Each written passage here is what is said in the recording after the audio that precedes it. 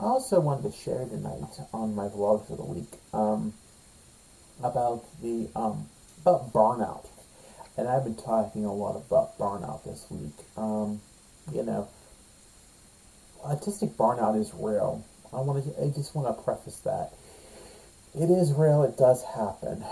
Um, Masking is another piece of that. You know that you you mask these feelings. You wear these different masks all the time, and people who have never experienced people with autism that are capable of doing that don't know what it's really like.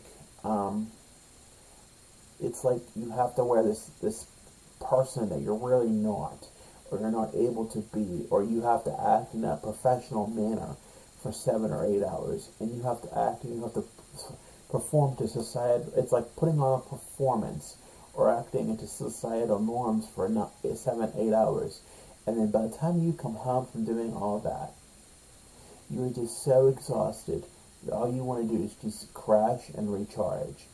And I've been doing a lot of that lately. It's been a lot of 7 to 8 hours of just performing and being that person. And it's not even being a fake person. It's just being somebody, that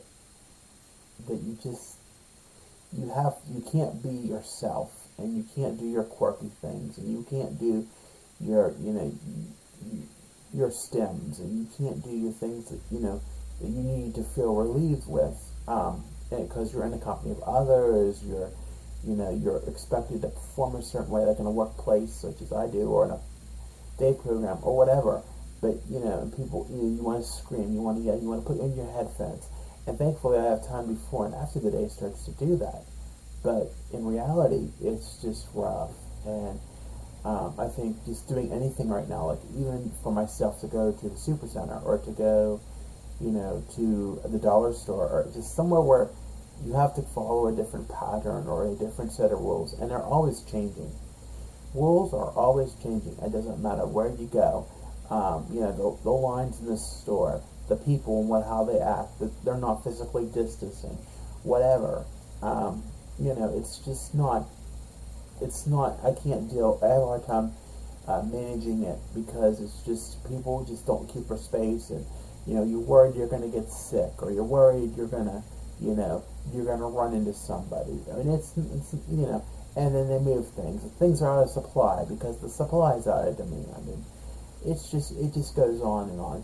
But it's like if you go and you make that once a week shopping trip, like the government recommends, to go get what you need at the store, and by the time you check out and you get everything loaded and you get home, everything you're just done. You just want to crash, and I think that's a lot of the case, or if you just don't get enough good sleep, that can also be a factor. But sometimes you just, like the graphic said this morning, sometimes you just need to it's real, and sometimes you just need to recharge, and sometimes it's just like that at the end of the day, when I just get in here after being gone for 8, 9 hours, and I just want to lay down and I just want to recharge.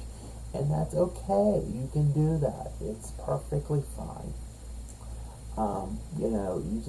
It's just sad, because we were in this world of normalcy before this, and the world was somewhat decent, and then just within the course of a few hours, everything was shut down, and we had things. Now things have gotten better, but they're not quite to where they are. We still have to physically distance. We still have to wear a mask. We still have to get our temperature taken when we go some places. But and that's different for everybody. It's different for everybody, and it's hard.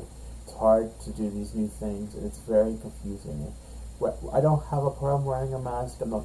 It's a whole other video, but wearing a mask is not hard for me. It's just it's exhausting, and then you have to repeat yourself because your speech doesn't come out correctly, or your dictation doesn't come out correctly, and it's just cumbersome, and it's just it's just hard, and I don't know what the future holds. I don't.